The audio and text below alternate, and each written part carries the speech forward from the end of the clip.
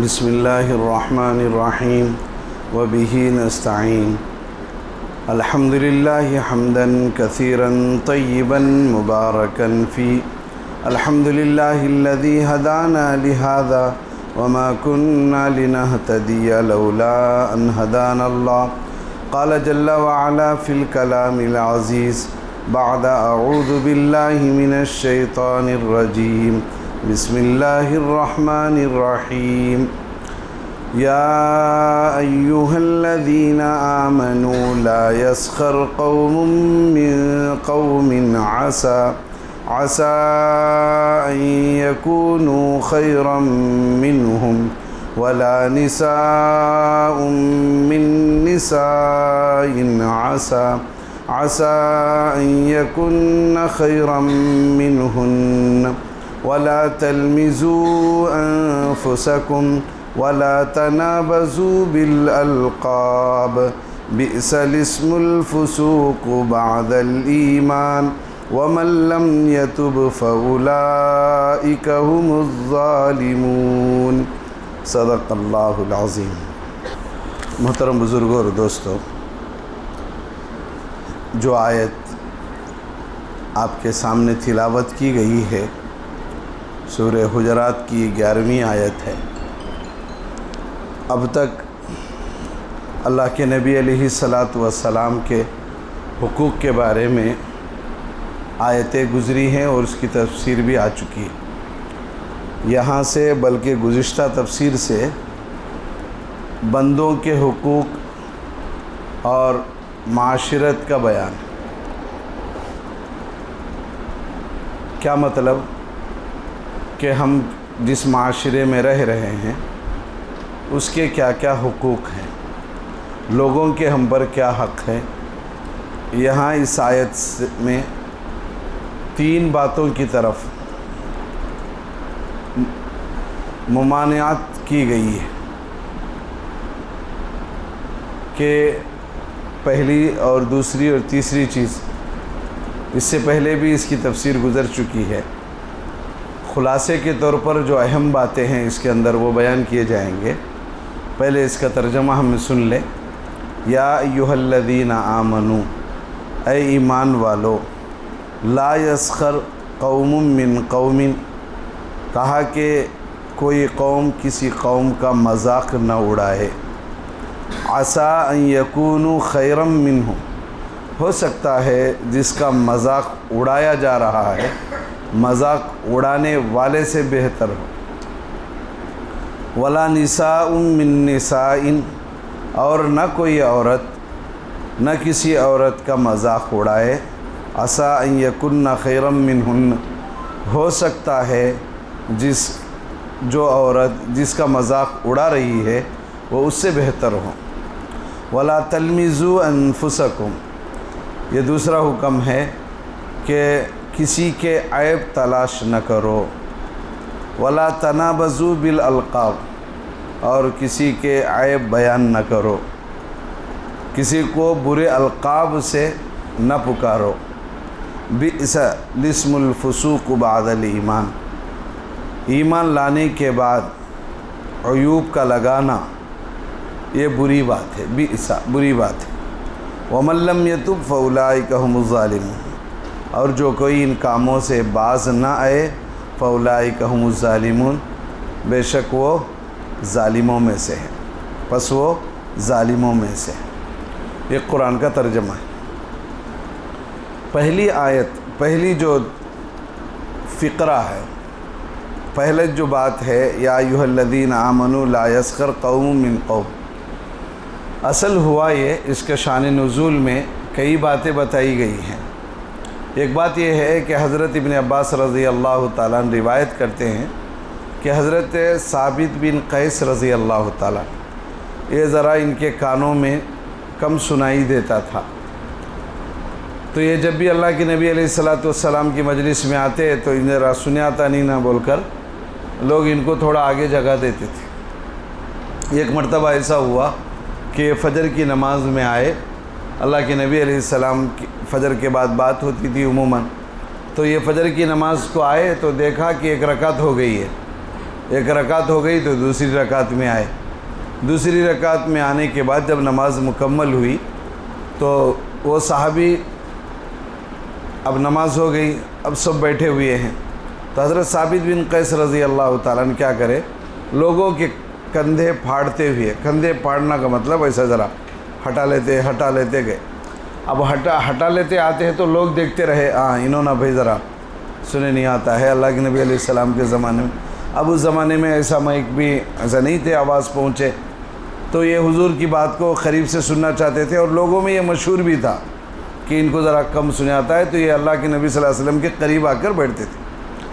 اور مجمع میں جہاں اگر کسی کو جگہ نہیں ملتی تو لوگ کھڑے ہو کر بھی اللہ کے نبی علیہ السلام کی بات کو سماعت فرماتے تھے، سنتے تھے.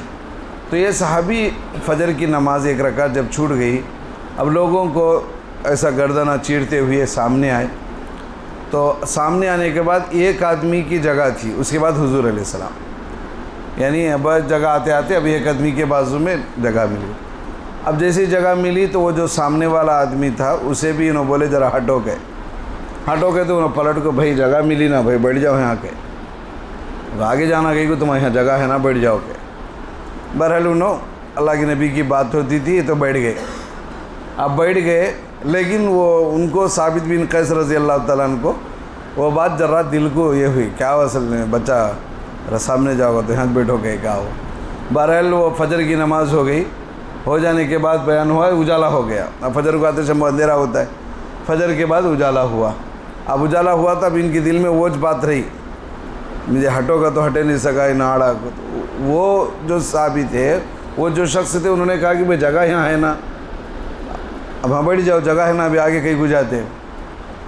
تو اب یہ ہوا تو بعد میں کیا ہوا، اب ان کو دل میں وہ بولتے نہیں پکتے رہا، یا نہیں تو ان کے دل میں بات یہ ہوتی رہی ہے، بچہ ہٹا نہیں کیا یہاں سے آدمی بول. جیسے اجالا ہوا، بات پوری ہوئی تو انہوں پلٹ کو پوچھے کون بات تمہیں کو، کون کہتے ہیں، انہوں بولتے نا تمہارا نام کیا، جی کہتے ہیں نام کہتے. فوراً یہ ثابت بن قیس رضی اللہ تعالیٰ نے کیا کرے، اوہو تو اس کا بچہ، تو انہا کا بچہ. یہ انہا کا بچہ کیا ہوگا، تو اس کا مطلب کیا رہا بولے تو یہ زمانہ جاہلیت میں ذرا ان کے کچھ تھا، عیب تھا ان کے والدہ میں مثال کے طور پر، تو وہ نام لے کو بولے تو ہاں انہا کا بچہ، وہ بھائی کو کا بیٹا تو کہتے شمبو یہ شرمندہ ہو گئے. اب ایک دم وہ پرانی بات یاد دلاتے ہی یہ شرمندہ ہو کر نیچے منڈی ڈال دی. کون؟ ثابت بن قیس رضی اللہ عنہ، جسے بولے نا تو انہا کا بچہ، تو کہتی انہا کا بچہ کا تو خالی فلانے کا بھائی کو بچہ کو بولے نہیں، وہ جو عیب ان میں تھا وہ عیب کا نام لے کو بولے. اب مثال کے طور پر کوئی بھی ایک نام لے لو، کسی کے باپ کا نام، اب اس کے آڑے نام سے نامہ مشہور ہو کر رہتے نا، اب اس کے نام سے وہ عیب کے ساتھ انہوں پکارے، ہاں انہا کا اس کا بچہ بولو. اب بولتے ہی کیا ہوا، اب مثال سے کسی کو بولے تو کس کا بچہ کا، تو فلانے بیٹا، ہاں وہ کب بھی دال لے کھاتا نا، کب بھی دال لے پھرتا رہتا دیکھا انہیں، یا سود لیتا، یا کوئی بھی عیب سے جو پکارتے تو بچہ کیا کرے گا. اب ایک آدمی کیا کرے گا، باپ کا نام ایسا بیچ دیتا کسی لینے کے پر، وہ کیا ہوتا ہے، آدمی شرمندہ ہو گئے، انہوں سر جھکا لیے شرم کی وجہ سے. تو فوراً یہ آیت نازل ہوئی، لا یسخر قوم من قوم، کوئی قوم کسی کا مذاق نہ اڑائے. تو اب وہ چیز تھی، یہ آیت کے نازل ہونے کا سبب یہ بھی بنے کہ حضرت ابن عباس سے کہا کہ یہ معاملہ ہوا. اب یہاں دیکھو قرآن میں لا یسخر قوم من قوم عسیٰ ان یکونوا خیرا منہم ہے، اس کے بعد ولا نساء من نساء ہے. کہا بھی اے ایمان والوں کو آیا، اے ایمان والیوں کو کہا بھی کو نہیں ہے. ایمان والے کا تو اس میں ایمان والیاں بھی آ جاتی ہیں. اب اللہ بول رہے ہیں اے ایمان والو کہ لا یسخر قوم من قوم، کہ ایک قوم ایک دوسرے کا مذاق نہ اڑاؤ کو بولنے کے بعد پھر بیکوں کو اللہ الگ سے کیوں بولے، ولا نساء من نساء. تو کہا کہ اہمیت کی وجہ سے یہاں جو بیان کیا جا رہا ہے عورتوں کو بھی الگ ذکر کرنے کا مطلب یہ ہے کہ یہاں عورتوں میں یہ بات زیادہ پائی جاتی ہے. عورتوں میں کم علمی کی وجہ سے، کم فہمی کی وجہ سے ذرا آپس میں ایک دوسرے کے کا مذاق کر لینا، یہ ذرا ان کے اندر زیادہ پایا جاتا ہے. مردوں کے مقابلے میں، ایک بات۔ دوسری بات اس کی اہمیت یہ ہے کہ اس سے ہوتا کیا ہے، مذاق اڑانے سے، ٹھٹا کرنے سے سامنے والے کو تکلیف ہوتی ہے۔ یہ اللہ کو کوئی کسی کو حقیر سمجھے، کسی کا مذاق اڑائے، یہ اللہ کو پسند نہیں آتا ہے۔ اچھا کیوں پسند نہیں آتا؟ یہاں رک کر ایک بات سنیں۔ آپ لوگوں میں سے کوئی ایسا ہے، کوئی باپ ایسا ہے جو اپنے بچوں کا کوئی مذاق اڑائے تو برداشت کر لیں گے؟ کوئی ہے بھائی؟ کوئی ہے؟ اپنے جگہ پہ بچے کو گالیاں دے لیتے رہتے، کیا کرتے رہتے؟ اپنے بچے کو اسے کیا بھی آتا نہیں، یہ نالا کے کیا کئی گالیاں دے لیتے رہتے۔ وہ گالی دوسرا دیے تو سنتے، کئی کو سنتے نہیں۔ واقعی اس میں عیب ہے، وہ کیا ہے، اس قابل کا ہے انہیں، لیکن ایک ماں سنتی نہیں ہے، باپ نہیں سنتا، برداشت نہیں کرتا ہے۔ ٹھیک ہے، کیوں نہیں برداشت کرتا ہے؟ میرا بیٹا ہے، میری اولاد ہے، میں جانا ہوں، تم اس سے مذاق کیوں کر رہے ہو؟ تو پھر اللہ تعالیٰ کیسے برداشت کر لیں گے کہ ایک بندہ ایک بندے کا مذاق اڑائے، اس بندے کو تکلیف ہو، تو خدا کیسے برداشت کر لیں گے؟ خدا کو تو یہ اصل بھاتا نہیں ہے۔ تو اس لیے اللہ کہہ رہے ہیں لا یسخر، کوئی مذاق نہ کرے۔ اچھا مذاق کرنے میں اصل چیز کیا ہوتی معلوم؟ سبب کیا بنتا بولو؟ اب یہ مذاق کو میں اپنے انداز میں اگر کہوں تو سامنے والے کو چلر سمجھنا، یہ بھی ایک چیز ہے۔ آدمی مذاق کسے کرتا بولو؟ سامنے والے کو بڑا ادب والا سمجھے تو مذاق کرتا ہے۔ سامنے والے سے ہمیں بڑے ادب کرتے تو ہم اس کا مذاق کرتے نہیں، بلکہ اس کا ادب کرتے ہیں۔ مذاق اس کو کرتے ہیں جس کو ہم حقیر سمجھتے ہیں۔ کسی کو حقیر سمجھنا یہ اللہ کو پسند نہیں ہے۔ لا یسخر، کہ کوئی کسی کا مذاق نہ اڑائے، نہ مرد کا اڑائے، نہ عورت نہ کسی عورت کا مذاق اڑائے۔ مذاق اڑاتے اس لیے ہیں حقیر سمجھنے کی وجہ سے مذاق اڑایا جاتا ہے۔ اگر ہم کسی کو مقام مرتبے والا سمجھتے ہیں تو پھر مذاق نہیں اڑاتے۔ تو اس لیے قرآن کہہ رہا ہے کہ مذاق کسی کا نہ اڑاؤ۔ علامہ بغوی رحمۃ اللہ علیہ فرماتے ہیں، حضرت انس رضی اللہ تعالیٰ عنہ، اس فقرے کا نزول امہات المومنین کے حق میں ہوا ہے۔ حضرت ام سلمہ رضی اللہ تعالیٰ عنہ جو حضور علیہ السلام کے زوجہ محترمہ، ان کا اتنا بڑا احسان ہے، امت پر بہت بڑا احسان ان کا ہے، شاید وہ احسان آپ کو معلوم ہو۔ صلح حدیبیہ کے موقع پر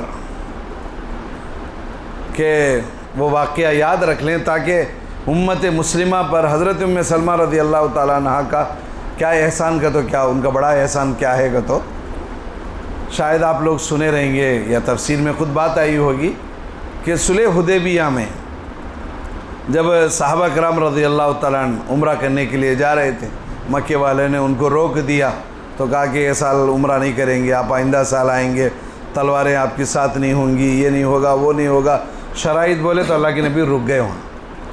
اچھی بات ہے، آئندہ سال آئیں گے، جنگ نہیں ہوگی اور 3 دن سے زیادہ نہیں رکیں گے وغیرہ وغیرہ باتیں، تو سب بھی اللہ کے نبی مانتے رہے۔ اب وہ صحابہ کو جو ہے ذرا برداشت ہوتے رہے، کیا اللہ کے نبی صلی اللہ علیہ وسلم سب بھی باتیں ان کے ٹھیک ہے ٹھیک ہے ٹھیک ہے کہتے ہیں، کیا بول کو ہوا نہیں۔ اب عمرے کے ارادے سے آئے نا، مکے سے مدینے کو عمرے کے ارادے سے آئے، حلق کرا لے تو آدمی احرام سے باہر ہوتا ہے، حلق کرانا پڑتا ہے، گنڈو کرانا پڑتا ہے۔ تو اللہ کے نبی علیہ السلام نے صحابہ سے کہا کہ بھئی گنڈوا کرا دو۔ اب صحابہ غصے کا مطلب کیا بولتے، تو کس کے اوپر غصہ؟ آپ علیہ السلام پر نہیں، نعوذ باللہ۔ یہ کفار انہوں بولے سکا سب بھی ہمیں کیا ماننے کا، اب آنا نکو کہتے سبا حضرت مکہ کس کا، ہمارا، ہمیں چھوڑ گئے، ہمیں عمرے جانا کا تو جانے دینا نہیں۔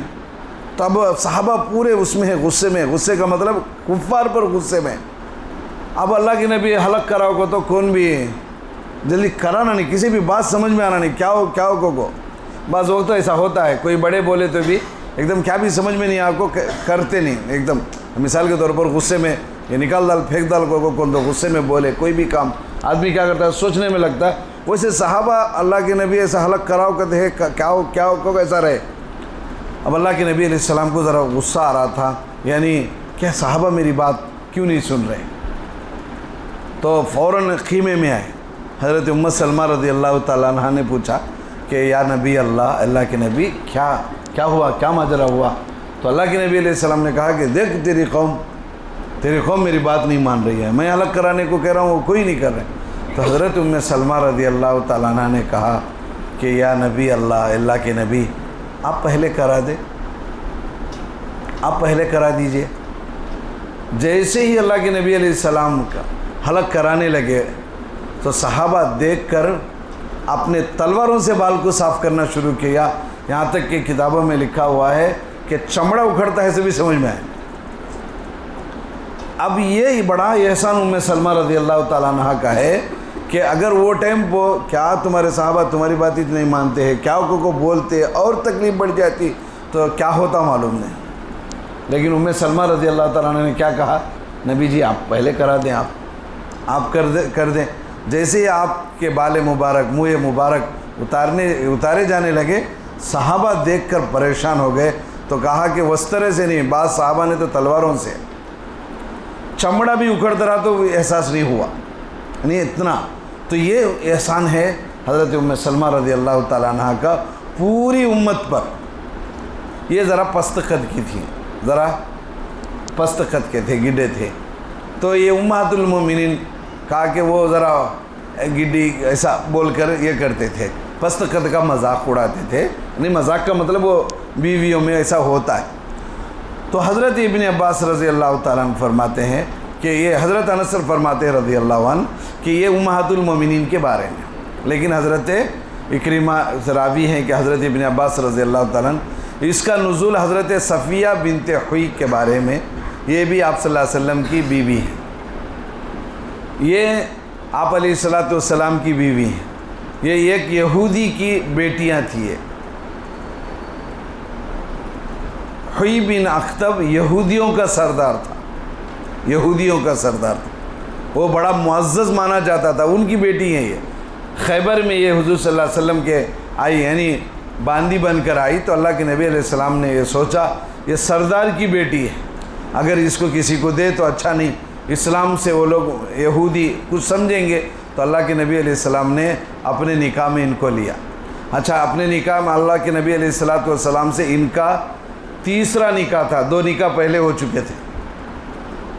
اللہ کے نبی صلی اللہ علیہ وسلم کی نکاح میں یہ جب آئیں تو ان کے آنکھ پر ایک حیا نشان تھا، کیا تھا؟ حیا نشان تھا۔ تو اللہ کے نبی علیہ السلام نے پوچھا کہ اے صفیہ یہ نشان کیا ہے؟ تو انہوں نے اپنا قصہ سنایا کہ میں ایک مرتبہ میرے شوہر کے گود میں سوئی ہوئی تھی، تو اچانک میں نے خواب دیکھا، وہ کیا تھا کہ چاند آ کو میرے گود میں پڑ جاتا ہے، چاند ٹوٹ کو آ کو کیا ہوا میرے گود میں پڑا۔ تو میں اٹھ کر میرے شوہر سے اس خواب کو بتایا، کیا بتایا کہ میں نے ایک خواب دیکھا ہے۔ تو اس نے کھینچ کے ایک تماچا میرے منہ پہ مارا اور یہ کہا عرب کے بادشاہ کا خواب دیکھتی ہے تو؟ کیا مطلب؟ عرب کے بادشاہ کا خواب دیکھتی ہے؟ اس سے پہلے حضرت صفیہ رضی اللہ تعالیٰ عنہ کو بتا دیا گیا کہ آپ ان کی نکاح میں جانے والی ہو، اور ایک یہ واقعہ پیش آیا تو اس کو غصہ آیا۔ عرب کا بادشاہ کا مطلب کون ہے؟ عرب کا بادشاہ آقا محمد صلی اللہ علیہ وسلم۔ تو مدینے کا بادشاہ اس نے نکاح، عرب نے نکاح، یثرب کے بادشاہ سے تو اس کے نکاح میں جانا چاہتی ہے؟ یثرب مدینے کا پہلا نام یثرب تھا، مدینے کا پہلا نام یثرب تھا، تو اس کے بادشاہ کے نکاح میں جانا چاہتی ہے؟ جو کھینچ کے اس نے جو تماچا مارا، اللہ کے نبی یہ اسی کا نشان ہے، حیا ہو جا کو۔ یہ وہ حضرت صفیہ ہیں جن کو بشارت میں بتائی گئی کہ آپ نے حضور کے علیہ السلام کے نکاح میں جانے والی ہو۔ تو کہا کہ امہات المومنین کیا بولتے تھے کہ اے یہودی کی بیٹی آئے، تو پھر بھی کیا کرتے تھے؟ یہودی کی بیٹی کہہ کر ذرا باتوں میں تو یہودی، تیرے باپ یہودی ہیں۔ تو ایک مرتبہ حضرت صفیہ نے رضی اللہ عنہا نے اللہ کے نبی علیہ السلام سے کہا کہ لوگ مجھے ایسا بولتے ہیں، مجھے ایسا مذاق کرتے ہیں۔ تو اللہ کے نبی علیہ السلام نے بڑا پیاری بات کہی کہ اے صفیہ تم ان سے یہ کیوں نہیں کہتی کہ میرا باپ ہارون ہے، میرا چچا موسیٰ ہے، اور میرے شوہر حضرت محمد صلی اللہ علیہ وسلم، یہ شان سے بتاؤ۔ تو لکھا ہے کہ حضرت صفیہ رضی اللہ تعالیٰ عنہ کا جو خاندان سلسلہ جاتا ہے ہارون علیہ السلام سے ہو کر آگے بڑھ کر یعقوب علیہ السلام کے بیٹا لاوی بول کر ایک ہے، ان تک جاتا ہے رشتہ۔ حضرت ہارون علیہ السلام اور حضرت موسیٰ علیہ السلام، یا اخت ہارون ما کان ابوک امرأ، وہ یہ ہارون الگ ہے۔ لا تاخذ بلحیتی ولا براسی، کہا کہ ہارون علیہ السلام جو موسیٰ علیہ السلام جو بھائی ہے، بھائی کا مطلب سگے بھائی نہیں ہے، ہارون علیہ السلام کے خاندان سے حضرت صفیہ ہیں، تو اللہ کے نبی علیہ السلام نے یہ نہیں کہا بیویوں سے تم بولو، یہ کہا کہ یہ بات بتاؤ، تمہارے جو یہودی کی بیٹی ہو، تمہارا باپ یہودی تھا لیکن یہ شان بھی تمہارے کو ہے کیا؟ باپ ہارون علیہ السلام ہے اور چچا کون ہے؟ موسیٰ علیہ السلام ہے، اور اس سے بڑھ کر اور ایک بات کیا ہے؟ شوہر کون ہے؟ حضرت محمد صلی اللہ علیہ وسلم ہے۔ یہ بس ہے ناز کے لیے، تو کہا کہ یہ مذاق۔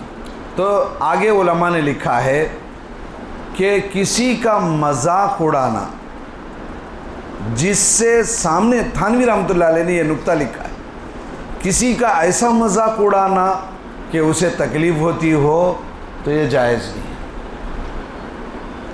کسی کا ایسا مذاق اڑانا، دو باتیں، جس میں اس کی ذلت ہو یا اس کو تکلیف ہوتی ہو، ایسا مذاق کسی سے نہیں کرنا چاہیے۔ یہ ہمارے میں بہت عام رواج ہو گیا، کیا کرے تو کیا تو کیلی چھپوئے، کیا کو تو مذاق سے چھپائے ہم لوگ، مذاق سے لوچے تو تکلیف ہوتی نہیں نا، غصے سے لوچے تو تکلیف ہوتی ہے، مذاق سے لوچے تو تکلیف کا ہوتی؟ بولو، ہوتی نہیں نا، کسی کو ہوتی نہیں۔ مذاق سے کسی کو لوچے تکلیف ہوتی ہے، مذاق سے کسی کو کوئی چیز لے کے چبائے تو تکلیف ہوتی ہے، مذاق سے نہ۔ مذاق کا نام دینے سے اصلیت ختم نہیں ہوتی ہے تکلیف کی۔ تو لوگ یہ کہتے ہیں کیلی کئی کو چھپائے، مثال کے طور پر مذاق سے چھپائے، یہ کئی کو کرے مذاق سے کرے، ہم مذاق سے بول کو بہت سے تکلیف دہ کام ہم کر لیتے ہیں، لیکن قرآن کہتا ہے لا یسخر، کہ تم کسی کا مذاق نہ اڑاؤ، کسی کی تحقیر نہ کرو، کسی کو حقیر نہ سمجھو۔ علماء نے لکھا ہے اپنے آپ کو حقیر سمجھو، سامنے والے کو کبیر سمجھو، یعنی اس کے مقام مرتبے ہو سکتا ہے، پہلے بزرگان دین یہ کہتے تھے، یہ سمجھو یہ میرے سے افضل ہے، یہ میرے سے افضل ہے، کیوں؟ اس کی عمر کم ہے، گناہ کم ہے، میں ذلیل ہوں اس لیے کہ میری عمر بڑی ہوئی ہے، میرے گناہ بڑے ہوئے ہیں۔ بڑوں کی عزت کیوں کرنا؟ ان کی نیکیاں زیادہ ہیں۔ چھوٹوں پر شفقت کیوں کرنا؟ وہ ہم سے گناہوں میں کم ہے۔ حقیر کسی کو سمجھنے کی اجازت نہیں۔ کئی کو بولو، یہ تفسیر سے ہٹ کر ایک بات بولتا ہوں، جسے ہمیں حقیر سمجھتے ہیں نا، ہمیں میڈ ان قدرت نہیں، کیا بولو، ہمیں کیا، ہمیں کون بنائے؟ بولو جی، اللہ بنائے۔ جسے ہمیں حقیر سمجھتے ہیں اسے کون بنائے؟ اللہ بنائے نا۔ تو اللہ جس کو بنائے ہیں اس میں سے ایک جنا عزت والا ذلت والا کیسے ہو سکتا ہے؟ اب دنیا میں کیا ہوگا، تو ایک پیخور کا بیٹا ایک اور ایک کا بیٹا رہا تو جان دو لو بھائی اس کا باپ ایسا ہے، اس کا باپ ہے، لیکن بندے ہونے کے ناطے سب کا خالق وہی ہے نا۔ تو اگر ہم کسی کو حقیر سمجھ رہے ہیں تو کس کو سمجھ رہے ہیں؟ اللہ کی بناوٹ میں ہم حقارت دیکھ رہے ہیں۔ تو اس لیے کہا پہلی بات یہ ہے ہم کسی کا مذاق نہ اڑائیں۔ یہ ہمارے میں بہت عادت ہے، ہمارے کا مطلب میرے سے شمار کر کے مذاق ایسا سامنے والے کو تکلیف نہ ہو، یہ اصول یاد رکھ لیں۔ اچھا، اور ایک پوائنٹ اس میں یہ بھی یاد رکھ لیں، بعض جنے کو مذاق کرتے رہتے ہیں، بعض جنے کو مذاق کرنے کی عادت ہے، کون تو انہوں کو مذاق کر رہے تھے، انہوں برداشت کرتے نہیں، کیا بولو، انہوں سب کو مذاق کرتے رہتے، انہوں کون تو مذاق کرے تو سیریس ہوتے۔ تو کہا کہ ایسا نہیں ہونا چاہیے۔ اگر کوئی آپ سے مذاق کر رہا ہے، آپ کو اس سے تکلیف ہوتی ہے، تو جس کو تکلیف ہو رہی وہ آگے بڑھ کے بولنا چاہیے، آگے بڑھ کے بولنا، بھائی آپ مجھے ایسا بلاتے ہیں، مجھے اس سے تکلیف ہو رہی ہے، آپ ایسا نہ بلائیں، ٹھیک ہے؟ مذاق ہو رہا ہے، جان دے لے کو برداشت کر لیتے ہوں تو اتنا برداشت کرنے کی ضرورت نہیں ہے۔ آپ کے مذاق سے تکلیف ہو رہی ہے تو آپ سنا دیں، تاکہ اس کا ایمان بچے، آپ کا ایمان بچے، اس کے اعمال بچے۔ دوسری چیز، حضرت عبداللہ ابن مسعود فرماتے ہیں، اللہ اکبر، حضرت عبداللہ ابن مسعود فرماتے ہیں اگر کسی کتے کے ساتھ بھی میں مذاق کروں تو مجھے ڈر ہوتا ہے کہ کہیں میں کتا نہ بنا دیا جاؤں۔ کون بولتے ہیں؟ عبداللہ ابن مسعود رضی اللہ تعالیٰ عنہ اس امت کے مفتی ہیں۔ ابو حنیفہ رحمۃ اللہ علیہ ان کے مسائل کو لیتے ہیں۔ اس زمانے میں اللہ کے نبی صلی اللہ علیہ وسلم کے زمانے کے مفتیان عبداللہ ابن مسعود رضی اللہ تعالیٰ عنہ، عبداللہ ابن عمر رضی اللہ تعالیٰ عنہ، عبداللہ ابن عباس رضی اللہ تعالیٰ وغیرہ کا یہ فرماتے ہیں میں کسی کتے کو دیکھ کو بھی حقیر سمجھنا کو تو مجھے ڈر لگتا ہے کہیں میں کتا نہ بنا دیا جاؤں۔ لیکن دوستو، میں اور آپ سامنے والوں کو کتنا حقیر سمجھتے ہیں۔ اللہ ہم سب کی حفاظت کرے، لا یسخر، مذاق نہ کرے، حقیر نہ سمجھے۔ دوسری بات قرآن کہتا ہے وَلَا تَلْمِزُوا أَنفُسَكُمْ، کہ دوسروں پہ عیب نہ نکالو۔ عیب سے کون خالی ہے بولو؟ دنیا میں کیا بھائی بتاؤ، عیب سے کون خالی ہے؟ وَلَا تَلْمِزُوا، کسی پر عیب لگانا، آر دلانا۔ کوئی دنیا میں عیب سے خالی نہیں ہے۔ بتاؤ کون سونے سے پیدا ہوا ہے؟ کون ہیرے سے پیدا ہوا ہے؟ کون چاندی سے پیدا ہوا ہے؟ پلاٹینم سے کون پیدا ہوا ہے؟ کوئی ہے بھائی دنیا میں؟ نہیں نا۔ تو پھر اسے کیا حق ہے کہ وہ دوسروں پر عیب لگائے اور اپنے آپ کو پاک اور نیک سمجھے؟ قرآن کہتا ہے وَلَا تَلْمِزُوا أَنفُسَكُمْ، اپنے آپ کو پاک مت سمجھو، دوسروں پر عیب نہ لگاؤ۔ پہلے ایسا ہوتا تھا کہ اللہ کے نبی علیہ السلام کے زمانے میں کوئی یہودی، کوئی عیسائی مسلمان ہو جاتے تو لوگ انہوں کو پرانے نام سے ہی بلاتے۔ میں ایک بات بولتا ہوں، ہمارے یہاں عبد الرحیم بھائی ہے، بات بولتا ہوں، کل سن رہا تھا ایک مثال کے طور پر، وہ ایمان میں داخل ہو کر ہے، ان کی کیا حقیقت ہے وہ پورے بات معلوم نہیں ہے، تو ان کو ایک نام سے بلاتے ہیں، آریم بھائی بول کے بلاتے ہیں۔ اگر وہ بلا رہے ہیں تو وہ بار بار بولتے ہیں کہ میں وہ نہیں ہوں، تو ان کو رحیم بھائی بلاؤ۔ مثال بولتا ہوں، اس زمانے میں بھی ایسا ہوتا تھا کہ کوئی یہودی اسلام میں آتا، کوئی عیسائی اسلام میں آتا، تو اسلام میں آنے کے بعد بھی ان کو پرانے نام سے ہی بلاتے تھے، اے یہودی، اے عیسائی بول کر۔ تو کہا کہ عیب نہ نکالو۔ اسلام لانے کے بعد اس کو یہودی عیسائی کہتے تھے۔ کسی کو برا نام ڈالنے سے حضرت ایک فرماتے ہیں، علامہ شبیر احمد عثمانی رحمۃ اللہ علیہ فرماتے ہیں، آدمی جب کسی پر عیب لگاتا ہے، بہت اہم کام کی بات ہے، کسی پر عیب لگاتا ہے تو سامنے والے پر عیب لگے نہ لگے ان برا ہو جاتا ہے، اس کا برا ہونا کنفرم ہے۔ اگر میں کسی کے اوپر عیب لگایا ہوں، اس کے اندر یہ عیب ہے بول کو وہ ثابت کرنا، وہ ہونا، وہ بات کا قصہ، عیب لگائے سے اس کو پہلے برا ہو گیا، فاسق ہو جاتا ہے۔ فاسق کا کام ہے عیبوں کو لگانا، کسی پہ کسی کے عیب کو ڈھونڈنا، فاسق کا کام، یہ گناہ تو اس کے سر پہ آ جاتا ہے۔ اب سامنے والا وہ عیب ہے نہیں ہے وہ بات کا قصہ۔ تو علامہ شبیر احمد عثمانی رحمۃ اللہ علیہ فرماتے ہیں کسی کو برا نام دینا ہے، کسی کو عیب لگانا، لگانے والا سب سے پہلے برا ہو جاتا ہے، گنہگار ہو جاتا ہے۔